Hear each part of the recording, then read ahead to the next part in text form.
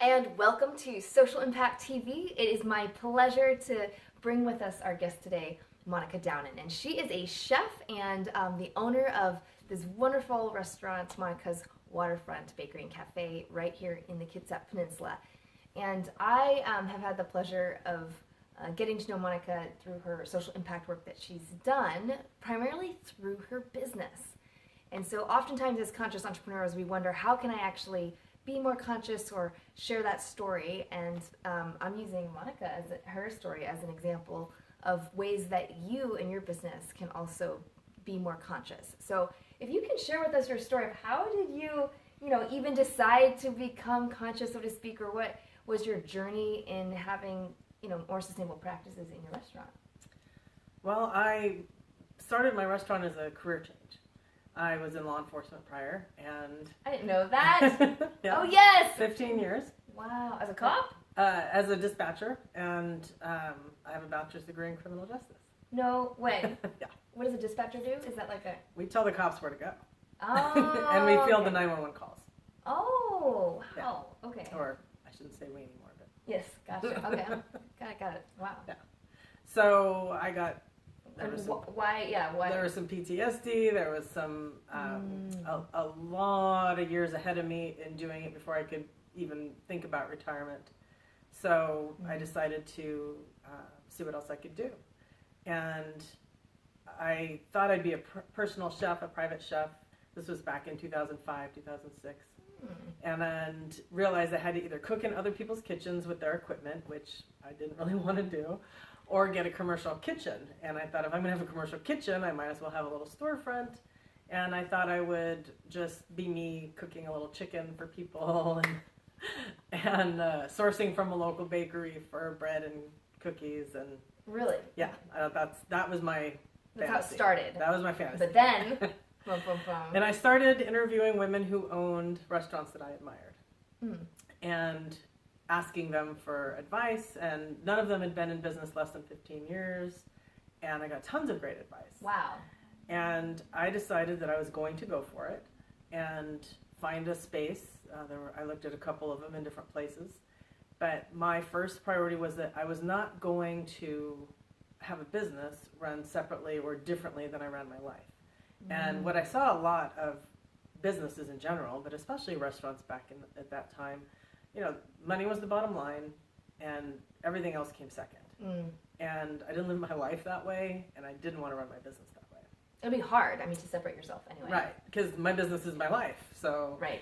I wanted to pour my heart and soul into it. I didn't want to only put physical labor into it. That wouldn't be satisfying to me. So, I put that intention out there without realizing I was putting an intention out there. And it began to blossom. And so I got into the space that I'm in, and we started. My husband came with me. It became much bigger than I thought it would be. I needed a baker. He was a mechanic. It was a natural progression. So That's amazing. So how many customers usually come through now? I think we average about 125 a day. Gotcha. Excellent. And then, so were there kind of big things you knew we for sure are going to do this practice or that practice? Or was it kind of just as you go, figure it out? I had lofty ideas at first. Everything was going to be organic at first. And then I started educating myself and realizing that local was a bigger value to me than certified organic, because most of our local farmers and most of our local providers are organic. They're not certified. That's a big, costly, long thing. Yes. So I decided to emphasize local and sustainable as much as I could, and it just kept growing. The more I learned, the more I did. And they say ignorance is bliss, and I get that. I mean, it's, you don't have to do as much. You don't have as much responsibility when you know less. But I'm a lifelong learner. I love to learn, and I love to research, and so it just kept going from there. And pretty soon, we were being held up as an example to other restaurants and other businesses and other employers. And people are starting to come to you about, what are you doing? How are you doing this? Which is so great, because a lot of times we think it has to be some lofty plan or you have to do something, but for you it's very organic. As far as each time, just learning and as you know, growing it that way, which is actually the same path that I took in my business as well, as far as making more conscious. So, what would you say have been the biggest challenges that you've faced in being more of a conscious business owner? Or I think the biggest challenge that I have faced is being ahead of the curve without meaning to be. There was no commercial recycling when we started, so we had to take all the recycling ourselves. like you would take it to the center, like Yeah, we didn't have an option. I was not going to not recycle. I mean, they had. I love how you say it so obviously, whereas other people are like, I'll just put it in the trash. Yeah, I couldn't do it. Yeah. They had cardboard recycling, and that Okay. was it. So now we have commingled, and we have to pay for it separately. It's not included in our garbage. So still, you have to kind Yeah. of do your own thing, really. Yeah, they have a company come and pick it up, and so things like that. Interesting. And I didn't know. I do this because it's important to me. Right. And one day a customer said, "Why don't you talk about what you do so that we all know?" And I said, "Well, I didn't really think anyone would care but me." And she said, "No, we care." Mm-hmm. So I began to talk about the story, and I have a little poster at work at the cafe that we have on the wall about the things that we do. In fact, it's probably out of date right now. And people can read the different things that we do to try to take care of our world a little bit. Absolutely. I'd love to put that as a resource right below this video, so definitely check that out.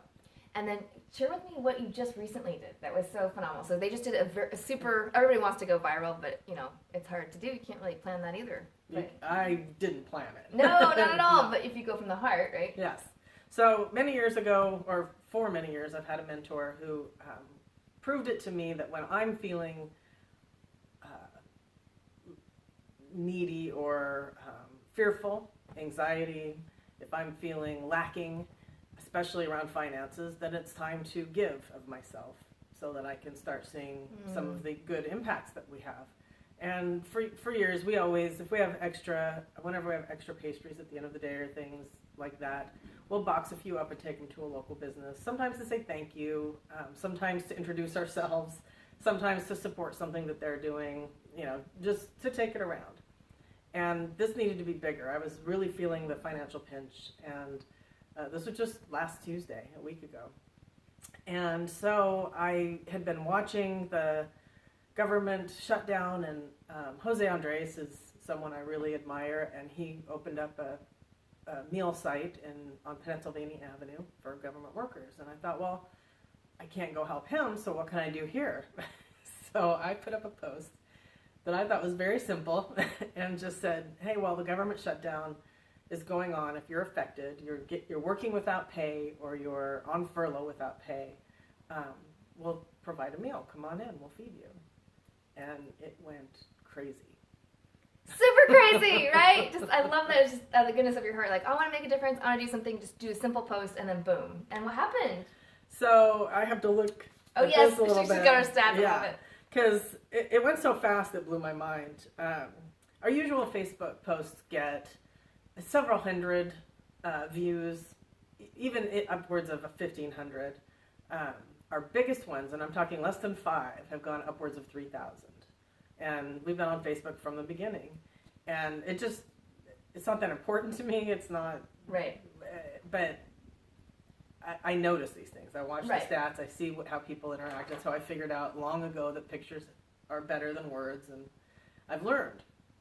So on that post that day at 1:33 p.m., in just 30 hours, it climbed to 32,040 people. Wow. And it just keeps going.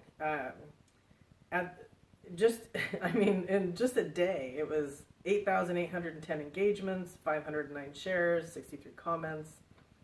5,900 shares. Woo! Can you Yeah. imagine? That is nuts. It was crazy. And I kept watching it. In fact, I got very little done that day. Right, were So I people was coming watching it. in, or it couldn't, right? Or how was that? So working? that was Tuesday, and it was all online talk at that time. The next day, Wednesday, I went to work. I wasn't sure what to expect. I did have a fleeting thought the night before, please don't everyone come in at once. Yes, And I right. thought, well, if they do, I know how to cook. I'll get behind the stove, and we'll start pumping out some soup or something. We had probably that day 8 to 10 people come in and do Ask. lunches. The salon that is adjacent to us, there was a lot of buzz and talk over there. And meanwhile, the numbers just kept going, about 1,000 an hour. Wow. Kept going up and going up and going up. That is so nuts. It was totally nuts. And then Thursday and Friday, more people came in, more people talked about it.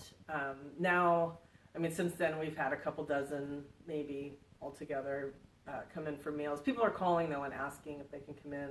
Oh, nice. They're being very respectful, which is what I expected. Right. There were a few comments on both Instagram and Facebook that said, hey, be careful. DOD is funded. Don't let them get away with anything. And I said, if there's a need, there's a need. Yeah. And really, I believe that 99.99% of our customer family and our community at large is going to be respectful and honest.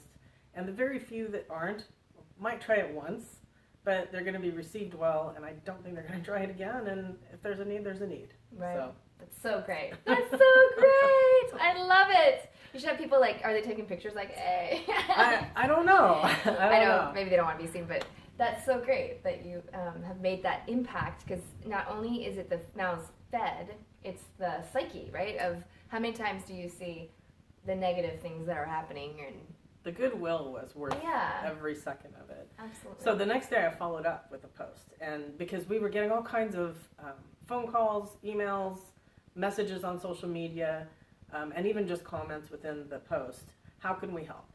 And so I did a list of, I just called it spreading the love, ways that they could come in and support us in our endeavor, and to let them know all of the ways that we are active in the community and involved. And that is now our second highest viewed post ever. And over almost, I think it's either over or right about 7,000. Wow.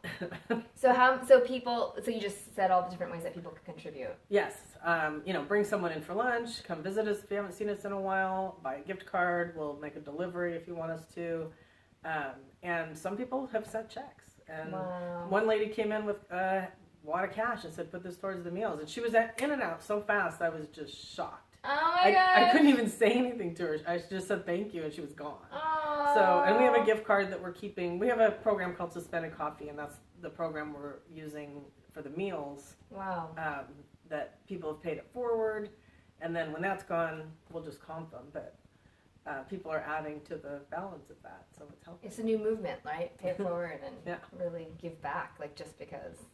I mean, such goodwill among everybody, not just you guys. It just keeps going and rippling. Right. That is so great. Oh my gosh, and who knows, because this just happened not too long ago, so it's probably still going to continue rippling out, and you will never know the impact that you will have had on multiple families and communities and lives. So thank you so much for being that kind of leader and that person to make that difference. It's super fun. Lead the way. Yes, I know, right? It's not work anymore. It becomes a bigger thing. That's so awesome. So how can people learn more? How can they participate, or how can... Oh, well, aside from coming in, I haven't put anything on my actual website, but we do keep updating our Instagram feed and our Facebook feed. I actually thought it would be bigger on Instagram, but it is way bigger. It was big on Instagram for us, but relatively speaking, it wasn't. Facebook was the place. Facebook was huge, Big which market. I think speaks to the more mature ages of our audience, perhaps, but... So we can put some links below. So besides coming in for a visit, if you're seeing this and you're not local to the area, right, they can still participate. So we'll put all those different ways that they can contribute as well. That would be awesome. Yay, thank you so much. This was awesome, and I so appreciate what you're up to. Did this spur any new ideas for the future, or things that you want to do, or? No, I want to keep it going, though. I want to keep the energy wave going. Right. And totally. to just keep putting that goodwill out there. And absolutely. And I mean, our whole business purpose, that's right. And our whole business purpose is to inspire our community. And I feel like we really reached that. Fulfilling that in space. That is so cool. That just makes me feel happy. So I hope this added to your day as well. And it also points to a path of just having a good heart can actually be great marketing. And not just marketing, but fulfill on your mission and your purpose, your calling in life. So that's it for this episode. Thanks so much for being on. Thank you.